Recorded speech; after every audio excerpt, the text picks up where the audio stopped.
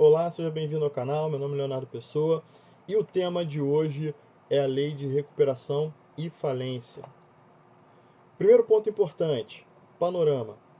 Então, não existe dúvida de que a recuperação é um instituto que é muito aplicado em momentos de crise. Então, como nós estamos atravessando uma pandemia e já vínhamos de outros momentos de crise, os pedidos de recuperação eles são em grande número. No Brasil, em 2020, foram mais de 1.000, né? Até um número menor do que 2019, onde tivemos muitos pedidos de recuperação. Em 2019, eu selecionei aqui o grupo das 20 maiores empresas, né, os 20 maiores recuperações do Brasil. Tá? Então aqui está na casa dos bilhões, né, o Odebrecht, a construtora, a infraestrutura, né, do setor de infraestrutura, ela é a maior recuperação do Brasil no momento, com 80 bilhões de reais, né, de dívida. Tá? E aí depois vem a Oi, né, com 64 bilhões e vai, né, observando aí uma série de outras grandes empresas que pediram a recuperação. Mas essas são as grandes empresas, é só para observar que em momento de crise, seja em relação, né, em decorrência da Lava Jato ou do momento de pandemia, evidentemente, tanto grandes empresas como pequenas empresas e médias empresas podem requerer a recuperação judicial. Mas vamos lá, o que é a recuperação judicial? Qual a finalidade da recuperação judicial? Então eu trago aqui para vocês o conceito que consta no próprio artigo 47 da Lei 11.101. Basicamente o que está dizendo a lei é que a recuperação ela tem como objetivo viabilizar a recuperação da atividade, né? O soerguimento. A recuperação, na verdade, é levar a situação econômica anterior à crise financeira.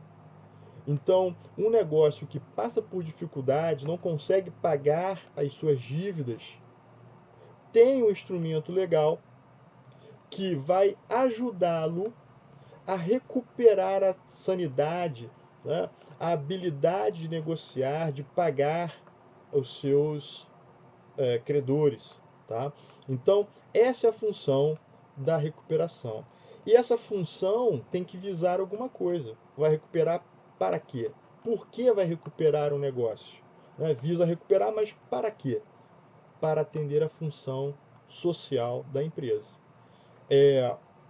Você não pode ter dúvida de que os princípios constitucionais e todo o arcabouço jurídico empresarial visa a que a atividade econômica atenda à finalidade social. E o que quer dizer isso? Como traduzir isso? Né? É que, graças à atividade empresária, nós temos emprego, nós temos renda e nós temos tributo. Então, aonde tem negócio, aonde tem atividade empresária, o Estado arrecada tributo, o empresário retira o lucro e o trabalhador tem emprego. Essa é a função social da atividade empresária. Então, a lei de recuperação e falência, sob o ponto de vista da recuperação, deve ficar muito claro. A recuperação é um instituto que objetiva viabilizar o soerguimento da atividade econômica que está em crise. E para quê? Para que, voltando à atividade, o negócio, aquele empresário possa contribuir com tributos, né, que é pagar tributos, gerar renda, tanto para o sócio, né, ou também para seus funcionários e famílias, consequentemente. Passamos agora para a falência.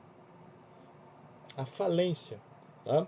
E aqui eu botei um número também, né, o pedido de falência de empresas aumenta um 12%, né, quase 13% em 2020. Então é interessante notar que em 2020 reduziu em comparação a 2019 o número de recuperações judiciais, mas aumentou o número de falências. E para mim isso é um sintoma bem claro da crise, do tamanho da crise que trouxe a pandemia. Então, em decorrência da pandemia, praticamente os empresários foram pegos de surpresa e sequer tiveram condições de pleitear uma recuperação. Muitos tiveram a quebra, a falência contra si, né? Ou simplesmente abandonaram seus negócios. Mas o que é a falência final? Muito parecido com a recuperação quanto ao objetivo final, né? Mas só que o instrumento é diferente. Né? A falência, ela vai preservar os meios de produção, mas vai afastar o devedor. Tá? Então, na falência, você acaba com a atividade exercida especificamente por aquele que fez a falência, né, chegar a ele, mas realoca os bens.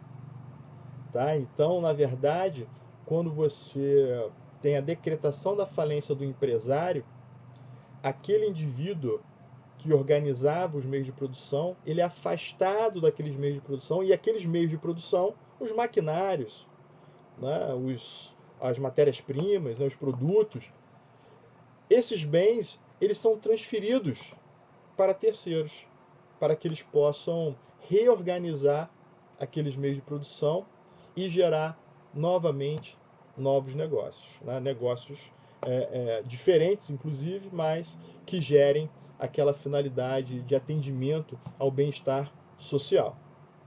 Esse conceito de falência está no artigo 75 da Lei 11.101. Então diz lá na lei: a falência é um mecanismo de preservação de benefícios econômicos e sociais decorrentes da atividade empresarial por meio da liquidação imediata do devedor e da rápida realocação útil de ativos na economia. Então vejam que interessante, né? A liquidação imediata do devedor. Então se extingue a pessoa jurídica, por exemplo, que estava exercendo aquela atividade e se transfere imediatamente aqueles bens, né, aqueles meios de produção para terceiros, para que terceiros possam viabilizar o implemento de uma nova atividade econômica, no mesmo setor ou em outro setor da atividade econômica. Então, em suma, esses são os dois institutos de grande relevância. É claro que existe também a recuperação extrajudicial. A gente vai abordar durante as aulas aqui, a gente vai abordar também.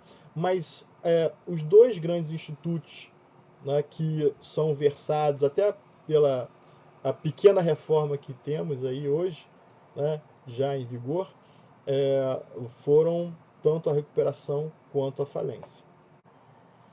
Agora eu trago um histórico das legislações que regularam tanto o Instituto da Falência como da Recuperação. O primeiro dispositivo legal que eu menciono é o Decreto-Lei 7661 de 45, uma norma que foi moldada ali no pós-guerra, então evidentemente num cenário econômico completamente diferente, distinto dos tempos atuais. Mas esse decreto-lei, ele vigorou durante 60 anos. Ultrapassou inclusive a nossa Constituição de 88. Só em 2005 veio a Lei 11.101. A Lei 11.101, ela já encarnou essa ideia de modernidade. Inclusive, retirando aqueles nomes antigos, concordata, comerciante, tá? Quebra, né? Era conhecida como Lei das Quebras, né? Então, trazendo um cenário diferente, o intuito de viabilizar a manutenção da atividade econômica para que cumpra sua função social.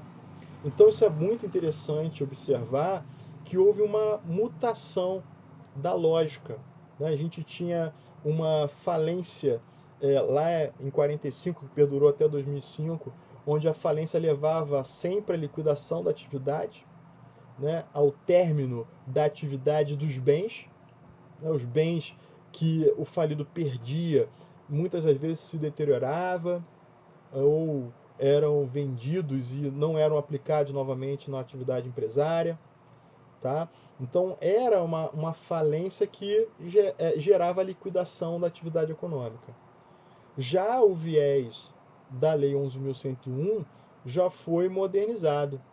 Já se largou a concordata, né? Se criou o Instituto Recuperação Judicial e Extrajudicial do Empresário, bem como a falência deixou de ser aquela falência que levava sempre à liquidação da atividade econômica, mas sim para uma falência que leva, né, à sucessão empresarial.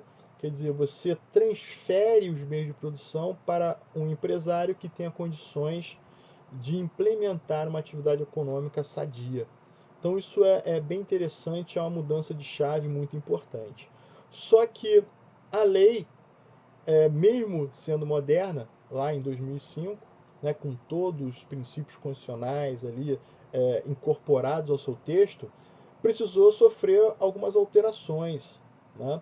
Então, nós temos aí a mudança do Código Tributário Nacional, que foi feita ali no mesmo momento, né, porque existia uma questão tributária muito importante, a gente pode tratar mais para frente, mas existia ali um grande problema entre a fila de credores, né, no momento da falência, até da recuperação, em que posição, né, estaria o crédito da fazenda, que é o Estado, né, e de outros credores, como os credores com garantia real. Então, foi necessário se modificar o Código Tributário Nacional, se abrir ali uma limitação dos créditos trabalhistas, né, para se viabilizar um bem maior, que é justamente a recuperação do negócio. Então, a lei, embora seja moderna e muito boa, ela teve que sofrer algumas alterações, né? Por exemplo, alguns meses depois da sua aprovação, se autorizou aí o arrendamento de bens móveis e imóveis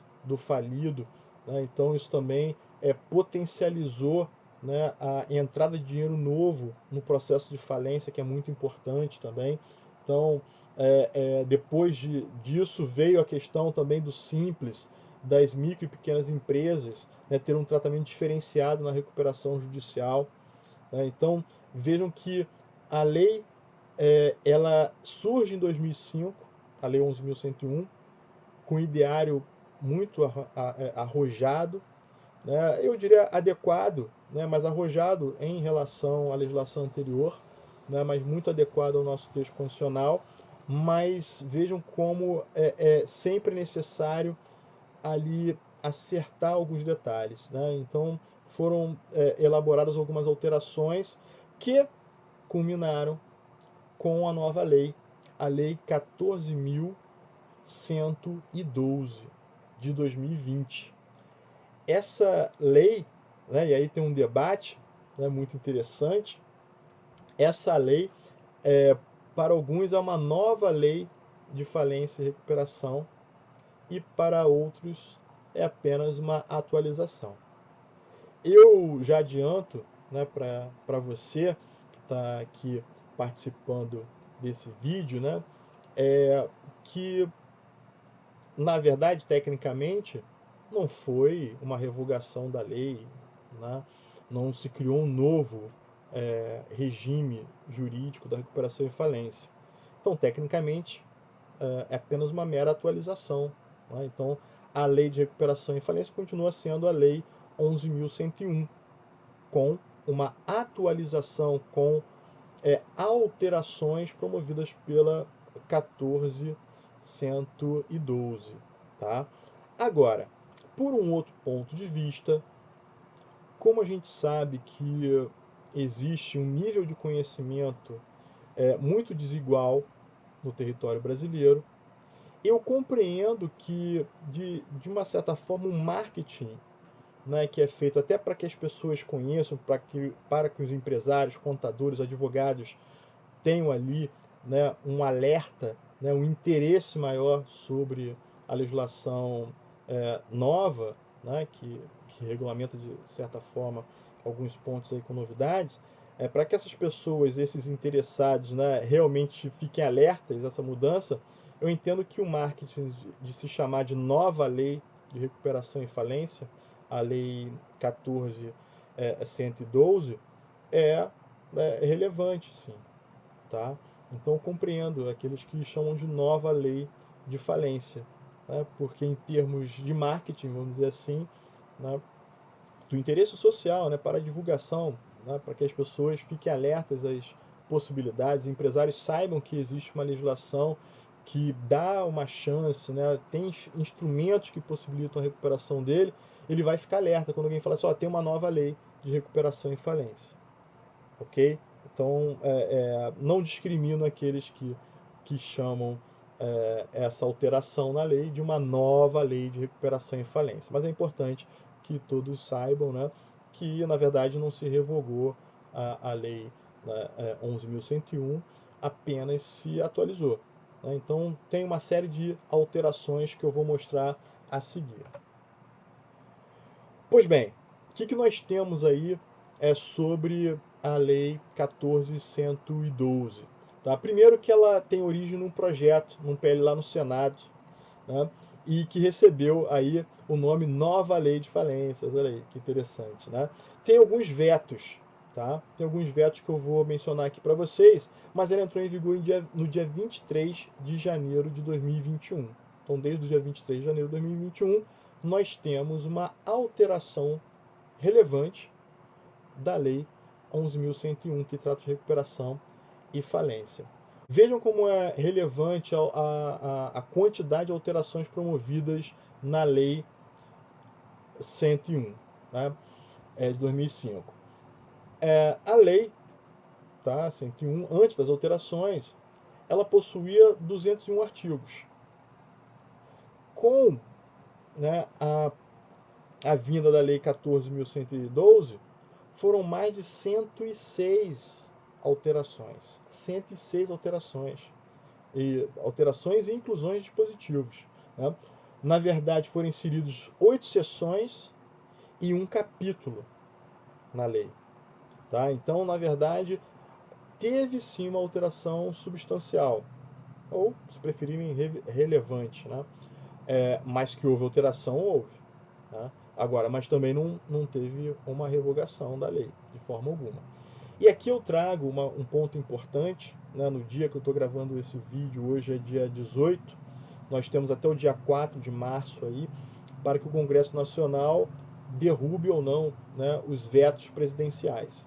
Tá? Foram feitos alguns vetos e eu selecionei aqui para vocês, vou mencionar rapidamente, porque o importante é ver o Instituto, mas como esses vetos eles podem ser derrubados pelo Congresso, né, é importante saber onde estão, do que tratam. Né? Então, o primeiro veto aqui do presidente foi o artigo 6º, parágrafo 10, que diz o seguinte: previa a suspensão das execuções trabalhistas. Então, a gente vai ver que quando você requer a recuperação judicial, você tem o que a gente chama de stay period. É um período de suspensão do trâmite das execuções. Tá? Mas as ações trabalhistas e fiscais são exceções à regra. Tá? Elas não param, elas não se suspendem. E esse dispositivo ele previa essa suspensão.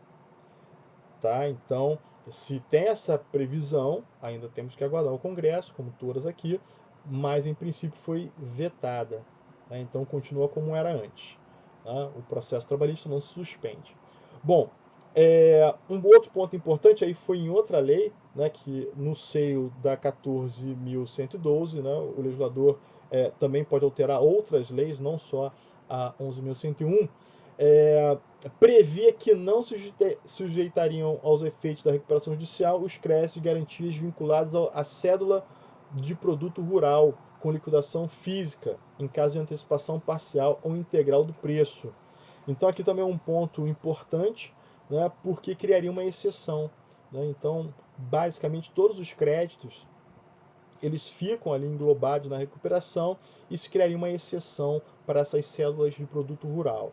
Né? Então, é um reclame do setor rural, evidentemente, tá? Uma bancada forte no Congresso, mas o presidente vetou e vamos saber agora se no Congresso, que tem uma bancada muito forte, esse instituto, né, esse dispositivo, ele vai ser suscitado, né, ressuscitado, né, derrubando-se assim o veto do presidente. Vamos ver. Bom, também foi vetado o artigo 6b, né, que previa que não se aplicava o limite percentual não se aplicava o limite percentual de 30% na apuração do IRPJ e contribuição social sobre o lucro. resultante de alienação judicial de bens e direitos. Aí é uma questão tributária, outra alteração também é tributária, é porque quando existe prejuízo, um exercício financeiro, é uma questão bem complexa, né, lá na área tributária, é quando existe prejuízo, você pode compensar com lucro do outro período. Né? Basicamente é isso, tá? Então você tem prejuízo num ano, no outro ano você tem lucro, e aí você vai ter que pagar imposto, mas você pode pegar o prejuízo que você tem no período anterior e compensar, tá? Só que existe um limite. Eu não posso pegar todo o prejuízo que eu tive no ano passado, por exemplo, e compensar com todo o lucro que eu tenho. Eu só posso pegar 30% do prejuízo que eu tive. Então, se eu tive um prejuízo de 1 milhão, eu não posso me aproveitar para compensar de um lucro de 1 milhão. Eu só posso pegar 300 mil. Só posso pegar 30%. Pois bem, isso é uma questão tributária. E aí, o legislador colocou no dispositivo que altera a Lei 11.101 um mecanismo que não aplicaria esse limite, que é bem interessante, né, para aquele que tem dívida. Tá? Então, se eu sou uma pessoa, né, um empresário que estou em crise, tive prejuízos, e geralmente, né, o empresário tá em crise é porque teve prejuízo, e aí ele quer pegar esse prejuízo acumulado, independente de limitação de aproveitamento, tá? E compensar com o lucro que ele terá na venda do ativo. Né? Porque quando ele vai vender ativo, na recuperação, na falência, ele vai ter lucro. E ele vai ter que pagar imposto. Só que se esse artigo estiver, né, vigorar, né, se o veto for derrubado, esse empresário possivelmente vai poder compensar todo o prejuízo que ele teve e efetivamente não vai pagar imposto sobre aquilo que ele vender dentro da recuperação da falência. Então, é um dispositivo interessante. Eu entendo que seria relevante para o empresário. Não vi os estudos do governo, né, sobre o impacto econômico e financeiro. Tá? Eu acho que aí, evidentemente, é necessário que se apresente o estudo, né, sobre o impacto financeiro, é uma condição da nossa legislação. E o veto tem até essa origem, né? O presidente vetou justamente porque o Congresso diz que não precisa aplicar essa limitação de 30%, mas não diz como vai compensar, porque isso vai ser uma perda de arrecadação, evidentemente, para o governo, né, federal, que suas tributos são federais aí. Então, esse é um ponto importante. Também não sei qual será, né, o fim dessa história. Né? Teremos que aguardar realmente. Bom, o artigo 50A, a mesma coisa, uma questão tributária, né? Previa que não incidiria o PIS e COFINS sobre receita reconhecida contabilmente pela empresa devedora. Aí também é interessante, uma questão tributária sobre receita, né, para que não fosse tributada pelo PIS e COFINS, também dificilmente passará, porque nesses dois itens, é muito importante que você saiba disso, né, existe um dispositivo na Lei de Responsabilidade Fiscal, tá, artigo 14 da Lei de Responsabilidade Fiscal, que determina que a infração é ilícito que se aprove uma desoneração, uma redução da carga tributária, sem apresentação de um estudo que demonstre, né, o equilíbrio orçamentário após essa desoneração. Então a intenção do legislador aqui foi boa. Eu até entendo que seria muito bom esses dois artigos aqui para o empresário em crise, contudo, não podemos negar que a lei de responsabilidade fiscal impõe a observância desses requisitos para se aprovar uma desoneração. Então é uma questão que realmente talvez, né, o presidente possa fazer até através de medida provisória, mas realmente na lei eu acho que tecnicamente os vetos terão que ser mantidos, embora dois dispositivos seriam muito importantes para viabilizar a recuperação dos empresários. Né? Bom, depois o parágrafo 13 do artigo 6º, né, que previa que não se sujeitariam à recuperação judicial os contratos e obrigações decorrentes dos atos cooperativos. Também outra questão importante. Né?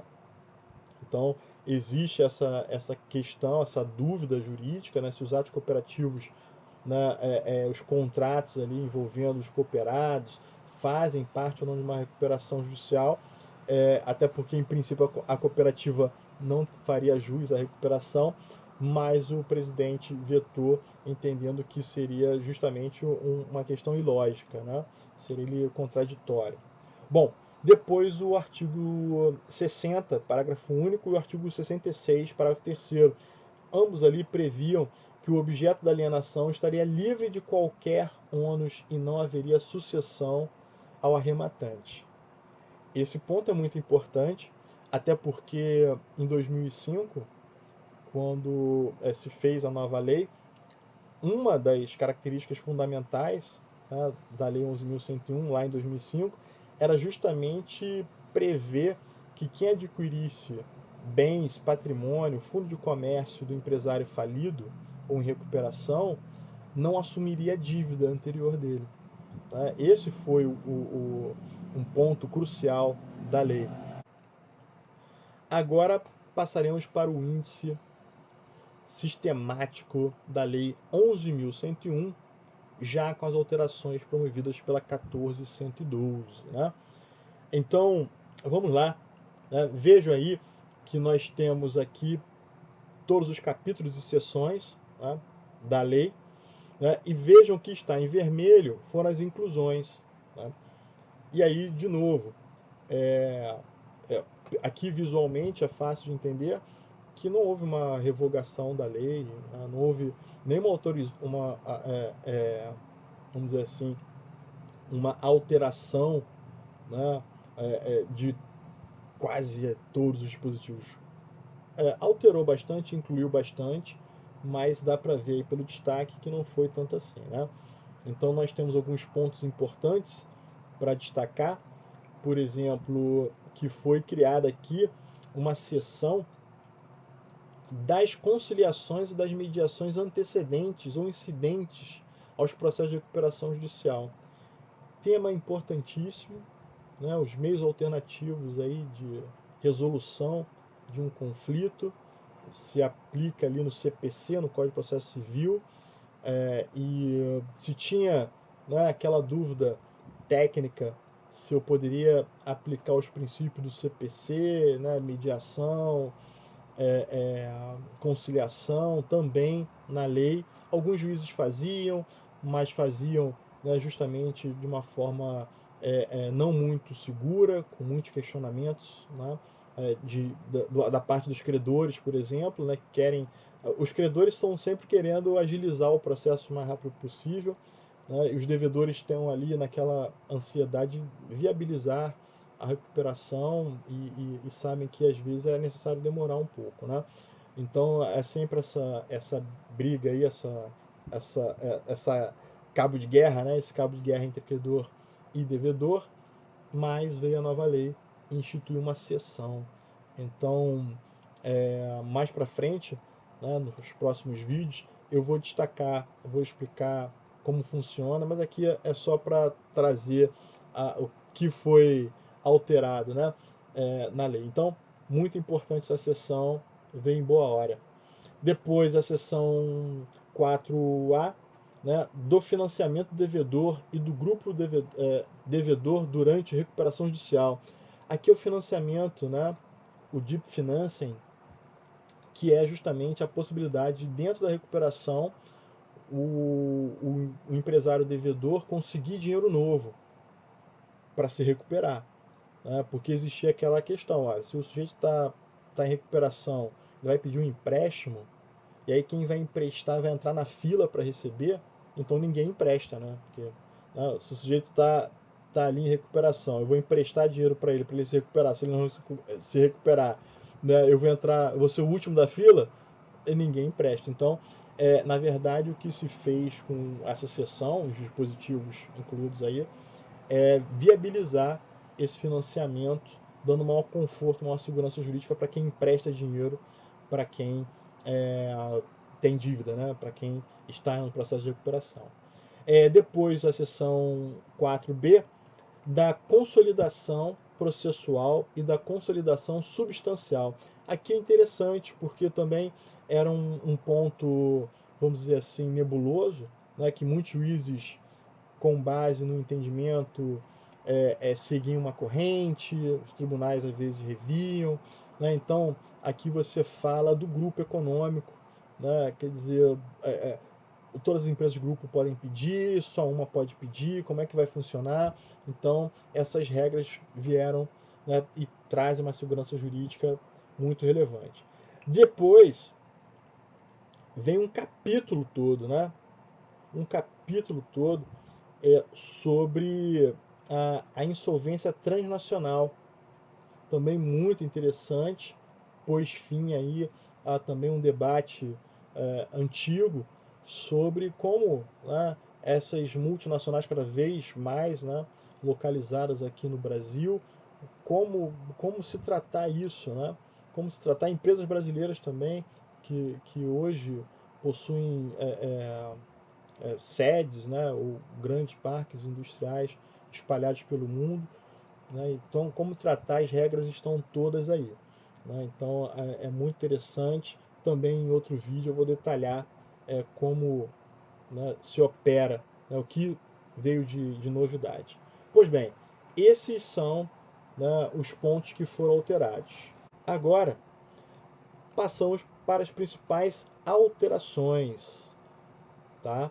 Então aqui eu separei o que foi alterado por instituto, né? Por instituto, para ficar mais claro aí.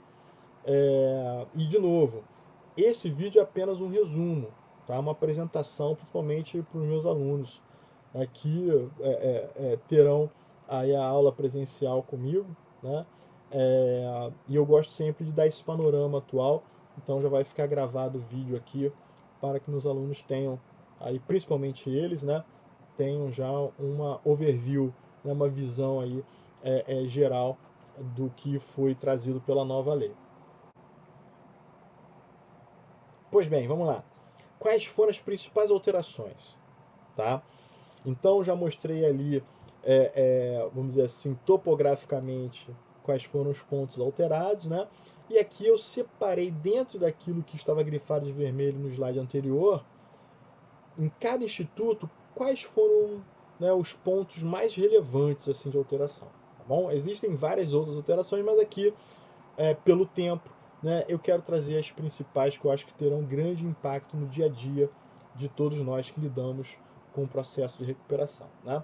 Bom, quanto à recuperação extrajudicial, é aquela recuperação que se dá fora do juízo, mas que o juízo pode homologar, né? Em outro slide, em outra aula, na verdade, eu explico melhor o instituto. Mas aqui, né, por enquanto é suficiente que fique compreendido dessa forma, né? Então, existe um mecanismo legal onde eu posso tentar solucionar minhas dívidas através de um pacto sem a necessidade de ingressar com o processo judicial. Então a gente chama de recuperação extrajudicial. Pois bem, 3 pontos, 3 novidades. Possibilidade de submissão dos créditos trabalhistas mediante acordo com o sindicato. Muito interessante. Os créditos trabalhistas, como eu já havia dito, eles não são incluídos, você não pode suspendê-los, né? E na recuperação judicial eles não poderiam ser incluídos. Não poderiam, até a nova lei. A partir do dia 23 de janeiro, eu posso incluir créditos trabalhistas também na negociação com os trabalhadores. Eu posso negociar com os trabalhadores, mas desde que exista, né, a aceitação do sindicato, né? Então tem que ter um acordo com o sindicato. Então, vejam que abriu uma exceção, mas de certa forma bem equilibrada. Segundo ponto, concessão do período de suspensão de ações e execuções, o stay period. Interessante, né? Porque o dispositivo na lei antes da alteração dizia que não se aplicava, não se suspendia, né? E o novo dispositivo atualizado, ele diz que pode sim, né, suspender. A jurisprudência, de certa forma, né, já previa algumas situações, né, quando se pedia, a maioria dos juízes concediam o período, mas agora é importante. Então, também na recuperação extrajudicial é possível suspender as execuções, né, de dívida contra aquele devedor que está ali naquele momento fazendo a sua recuperação extrajudicial. Terceiro ponto, e aí muito relevante, né, redução do quórum de 60% para 50% para ajuizamento do processo de homologação. Então, na recuperação judicial, antes dessa lei, era necessário que você tivesse ali 60%, né, dos seus credores, né, ali representado pela dívida, concordando com a proposta de plano de recuperação, tá? Para que você pudesse impor aos demais através de uma homologação judicial. Mais para frente eu explico o detalhe. Só que a nova lei reduziu para 50%. O que me parece interessante, né, porque facilita a recuperação do negócio. Até porque, veja, se 50% aceitou, né, aquele plano de recuperação, então eu acho que a gente deveria ter flexibilizado antes. Tá? É importante esse tipo de flexibilização, né, de redução de quórum, para que se oportunize, né, viabilize que empresários em crise consigam acertar com parte relevante, 50% é a parte relevante dos credores, e com isso consigam uma homologação judicial que obrigue aqueles que não assinaram o acordo, aqueles que não quiseram assinar, sejam aí compelidos, né, a aceitarem os termos. Tá? Então, na recuperação judicial, nós temos várias alterações aqui importantes, né? Então, eu separei algumas das mais relevantes para mim. Então, vamos lá. Vedação à distribuição de lucro e dividendos. Essa é uma novidade que os empresários vão ficar, opa, como é isso aí? Não se tinha controle, né? Então dependia de cada juiz, por pedido do credor, bloqueava ali o patrimônio, deixava, né? E agora não, está na lei. Né?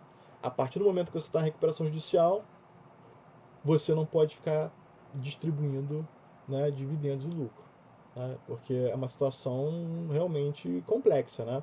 Quer dizer, a minha pessoa jurídica está em crise financeira, só que os sócios continuam fazendo retiradas. Mas se eles estão fazendo retiradas, né, eles podem estar prejudicando o pagamento de terceiros se eles forem à falência, ou até dificultando o arranjo com possíveis credores ali que queiram ingressar, inclusive, no negócio, né? Então, é uma decisão importante aí, de se incluir essa vedação de distribuição de lucro e dividendos durante a recuperação judicial.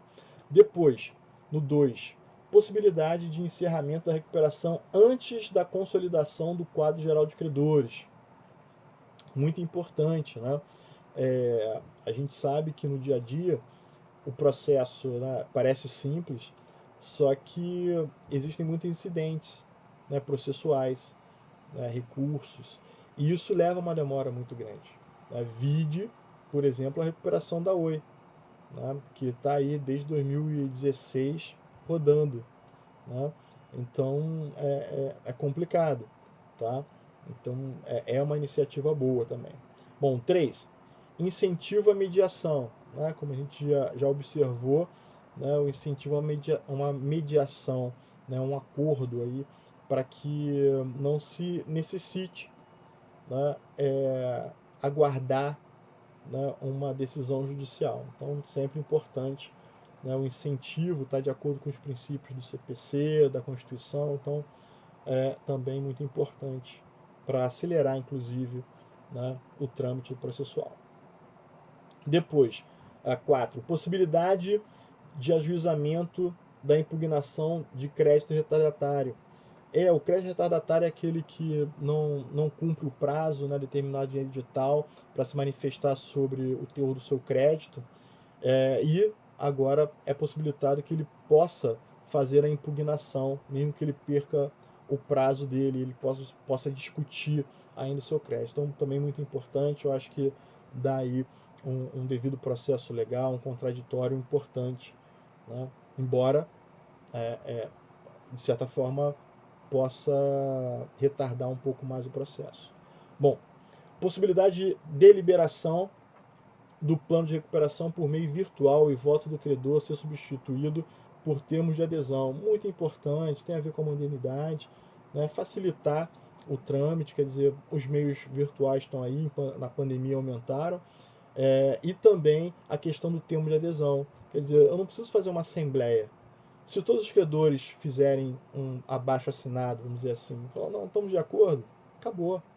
Porque, vamos pegar, né, o exemplo da Oi. Vai fazer uma assembleia na Oi, quantos milhões de credores são? Eu acho que são 65 mil credores. Vai reunir os credores aonde? Né? Ok? E vejam que aí, é claro, que os juízes já vinham flexibilizando, não, faz virtual, né? Mas não tinha um amparo, vamos dizer assim, legal. Né?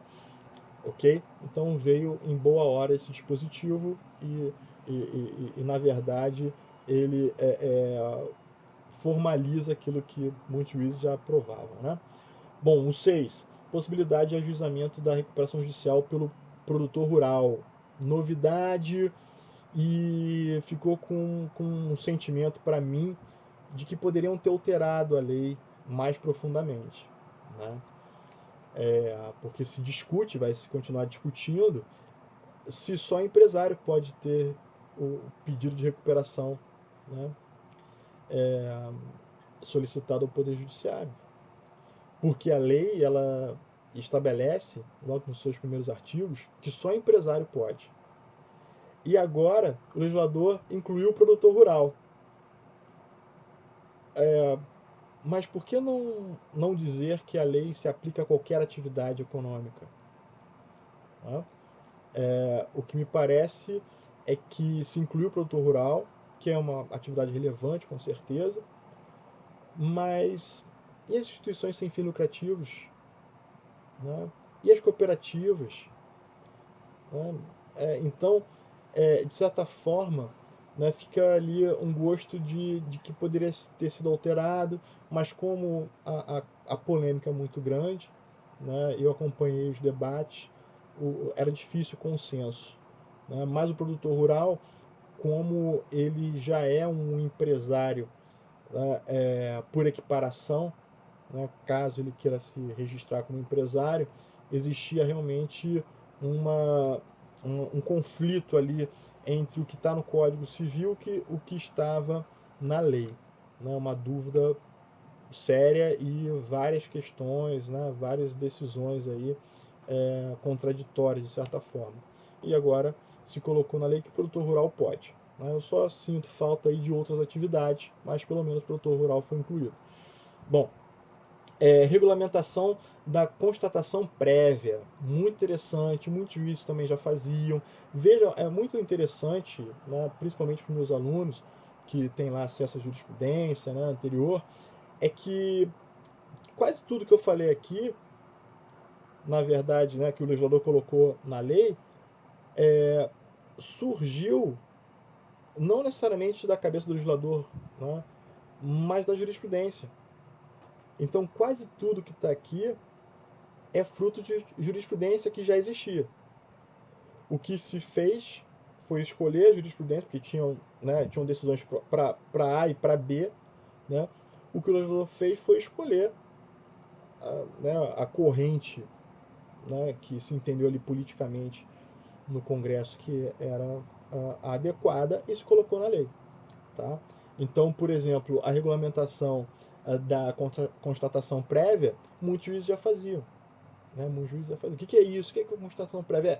É quando o empresário requer a recuperação, o juiz agora ele vai ter um procedimento que antes cada juiz fazia do jeito que queria, né? Porque não tinha uma lei, mas hoje a lei dá um procedimento para que o juiz, né, nomeie um perito que analise previamente, antes de dar seguimento ao processo, se realmente existe chance de recuperação.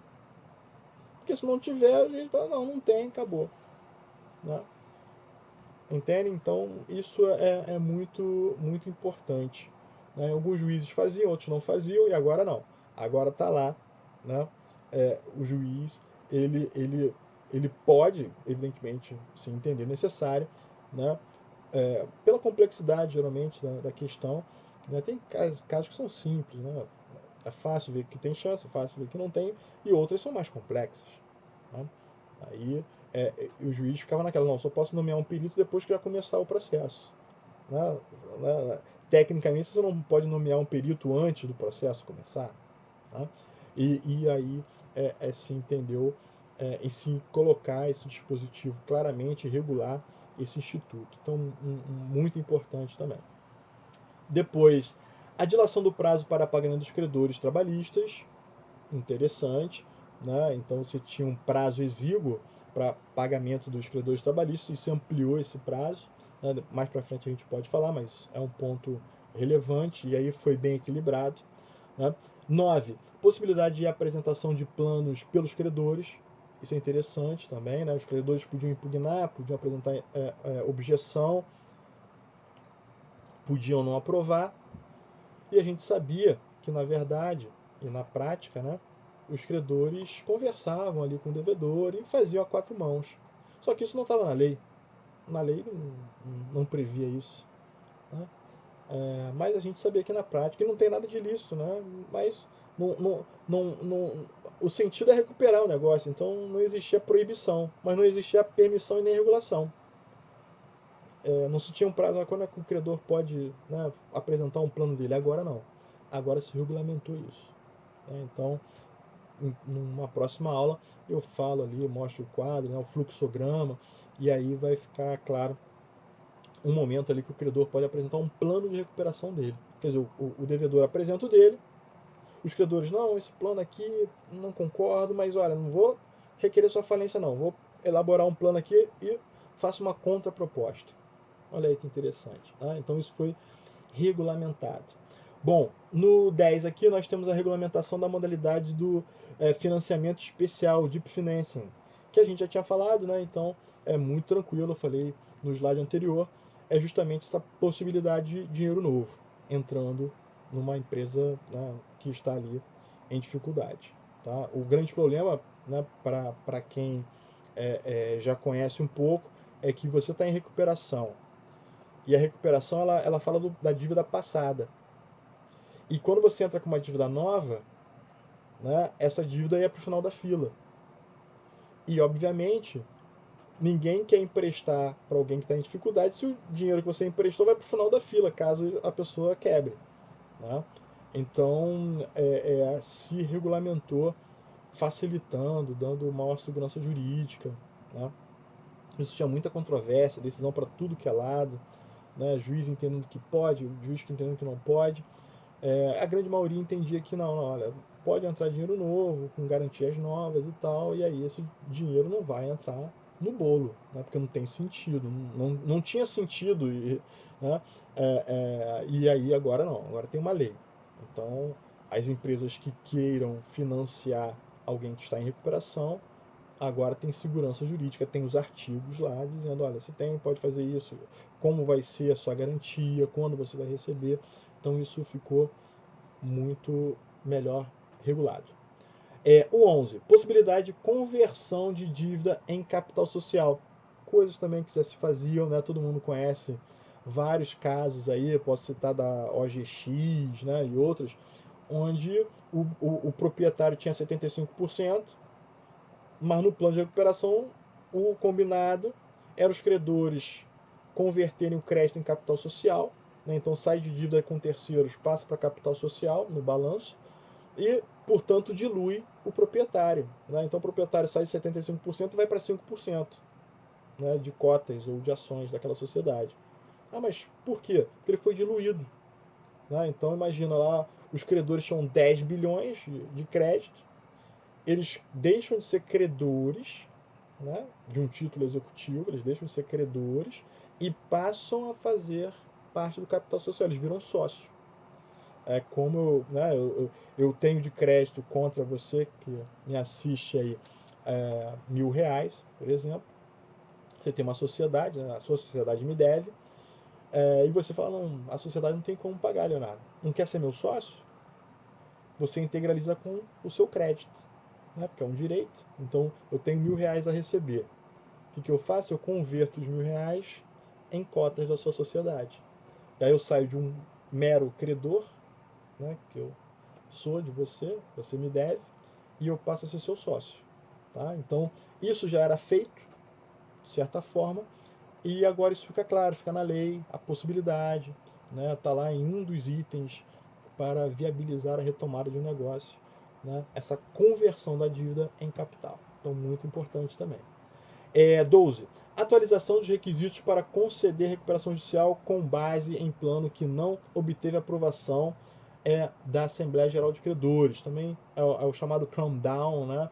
Aquilo que é a aprovação do juiz, mesmo que os credores não tenham aprovado, né? Então o juiz vai analisar a situação e falar, não, aqui prevalece o interesse social, a função social da sociedade, da atividade econômica, e mesmo que os credores não tenham aprovado o plano, o juiz homologa o plano. Então isso é muito importante. E aí teve uma atualização dos requisitos ali relevante também que eu aprofundo em outras aulas, né? Bom, 13. A regulamentação da possibilidade de empresas de um grupo apresentarem um só pedido, a consolidação substancial e processual, aquilo que eu mencionei, né? Então, grandes grupos tinha uma dificuldade, sempre tinha controvérsia, se pode, principal estabelecimento, se é sede, como é que faz, vai entrar holding, não entra holding, quem vai ajuizar a ação, não, agora é possível você consolidar todo o seu grupo econômico e pedir a recuperação do grupo econômico como um todo. Tá? Então, vejam de novo. Ah, mas isso já era feito, Leonardo. Você tem o grupo OGX, tem o grupo Odebrecht, tem vários grupos, o grupo Oi, vários grupos que pediram em grupo. Né? Só que tinha controvérsias. Tinha controvérsias, né? Tinha controvérsias. Ah, não, mas a sede desse aqui é fora. Não, esse aqui tá... Né? Então, na verdade, de novo, a lei ela não criou, né, grandes novidades. Na verdade, positivou muita jurisprudência que já existia. Simplesmente isso. Tá? Então, muito importante, na minha opinião, tá? Que é dar segurança jurídica. Basicamente, o que a lei fez foi dar segurança jurídica. Bom, e por último, o 14 aqui, ó, regulamentação dos processos de insolvência transnacional, né, que eu tinha conversado já no slide anterior. Então, também criou um capítulo, né, só para falar sobre isso, né, que é uma questão complexa, porque envolve outros países, né, e os efeitos da recuperação em outros países. Então, isso é muito importante. Eu também aprofundo, até porque é um capítulo todo, né, então eu aprofundo isso numa outra aula. Agora, vamos para falência. Na falência, eu separei 4 pontos que, para mim, são fundamentais aí, trazidos pela nova lei. Tá? Número 1. Instauração de ofício pelo juiz de incidente para verificação de crédito da fazenda pública. Olha que interessante, né? Então existe uma controvérsia, como é que faz com a fazenda pública? A fazenda pública, ela participa, não participa, ela tem que primeiro executar na vara de fazenda para depois habilitar, e agora tem uma instauração de ofício de um incidente de verificação dos créditos da fazenda pública. Tá? Então, isso de certa forma acelera e dá uma ordem, acaba com esse conflito de competência de certa forma que vem existindo aí durante décadas, né? Entre a vara falimentar e a vara de fazenda. 2. Vedação à extensão dos efeitos da falência aos sócios, controladores e administradores. Aqui é um ponto interessante que, de certa forma, também não vejo novidade. Alguns colegas veem novidade, eu não vejo novidade, até porque eu milito na área e tem alguns casos e em regra, sempre conseguimos afastar a extensão, né, aos sócios, controladores e administradores dos efeitos da falência. Só que agora ficou claro, vamos dizer assim, positivado. Né? É mais uma questão que já era na jurisprudência uma tendência, né, majoritária, quase sedimentada, mas aí você ainda tinha ali alguns juízes que não entendiam dessa forma, entendiam de outra. Né? Eu tive até um caso recente que o juiz entendeu de uma forma, o tribunal entendeu de outra. Né? Eu estou em fase de recurso aí para o próprio tribunal para tentar sanear a decisão, mas a partir do momento que você tem a lei, ela dá uma segurança jurídica ali para os envolvidos, para as partes, né? E para o próprio magistrado que vai analisar, que não vai precisar se fundamentar na jurisprudência e sim na lei. Tá? Bom, 3. Estímulo ao rápido recomeço do empresário falido. Esse ponto é importante. A prescrição das dívidas reduziu de 5 ou 10 para apenas 3 anos, ao fresh start. Aí é um ponto polêmico, né? Tem vários colegas aí que são contra, entendem que isso é premiar o mau empresário, de certa forma, que existe uma diferença ali do empresário que cometeu o crime, o empresário que não cometeu o crime, né? Se era 5 ou 10, e agora passa a ser apenas 3 anos, né? E você já pode se habilitar novamente a empresariar, tá?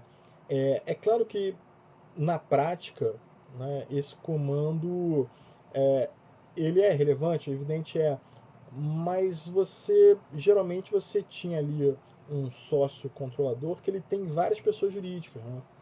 Então aquela pessoa jurídica que faliu, ele já tem outras rodando. Não necessariamente ele quer reabilitar aquela pessoa jurídica, né? Ou se ele é empresário individual, ele cria uma pessoa jurídica, né, que ele é sócio, ele implementa. Então, existem arranjos societários que, de certa forma, sempre fizeram um bypass, né, desse dispositivo que previa a prescrição ali das dívidas e das obrigações.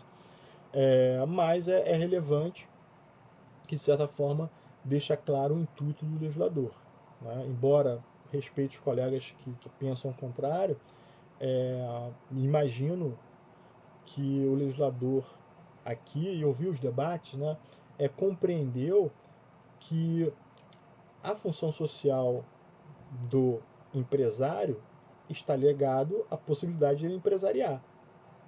Então, quanto mais tempo aquele que empresariou e foi mal sucedido ficar afastado ou com algum tipo de dificuldade para implementar um novo negócio, aquilo é ruim para ele, mas pior ainda para a sociedade, né?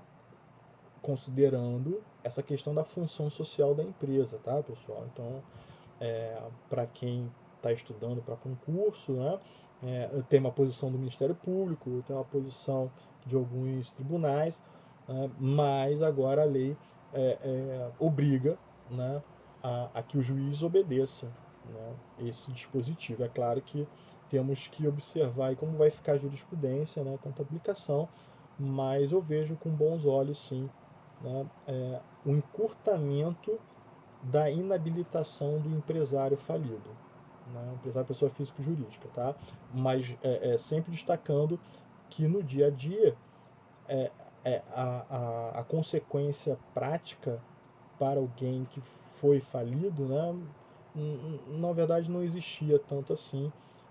É claro que você tem ali a extinção das dívidas, né, isso tem um impacto econômico-financeiro para o empresário, né, esse é um ponto, mas na verdade não impedia ninguém de empresariar, né, por vias lícitas, tá? Vias lícitas, mas com arranjos societários mais arrojados. Tá? Mas de qualquer forma, reduzir de 5, 10 para 3 anos foi ali uma sinalização importante do legislador, demonstrando que o empresário inabilitado, né, que ficaria 10 anos, né, com a espada sobre a cabeça dele, não é bom para a sociedade. Né? Então, o empresário inabilitado deve ser recuperável o mais rápido possível, né? Deve retornar à atividade empresária o mais rápido possível. Então, é importante esse dispositivo, na minha opinião. E, por último, né, alteração na forma de alienação de ativos. Né? Então, você teve aí uma forma de, vamos dizer assim, modernizar as modalidades. Né? Então, você pode agora fazer a venda privada, né? Outros métodos de venda, né? Não necessariamente aquele arrematação, leilão público. Né? Então, você abriu aí, o legislador possibilitou uma variedade grande de institutos, vamos dizer assim, que viabilizam a venda. Né? A venda, vejam que, inclusive, o princípio é a liquidação imediata. Né? Essa expressão é muito importante na lei, né? Ali no artigo 75 que a gente viu. a liquidação imediata. Então, imediato, é complicado ser imediato, mas, quer dizer, é um comando para o legislador, né?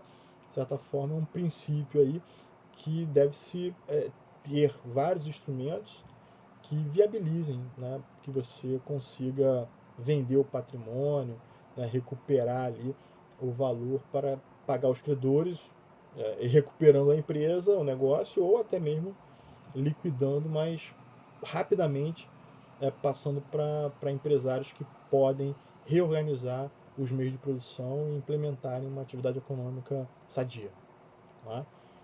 Me parece que foi muito bem elaborado. Então, chegamos ao final. Né? Essas são as principais alterações trazidas pela Lei 14.112 de 2020, que atualizou a Lei 11.101. Então, nas próximas aulas, eu vou abordar cada um desses institutos, né, da recuperação judicial e falência. Então, espero que tenha sido proveitoso. Né? Qualquer dúvida, por favor, coloque aqui, né, nos comentários. Tem minhas redes sociais também, que eu vou deixar aqui na descrição do vídeo. E até um próximo vídeo.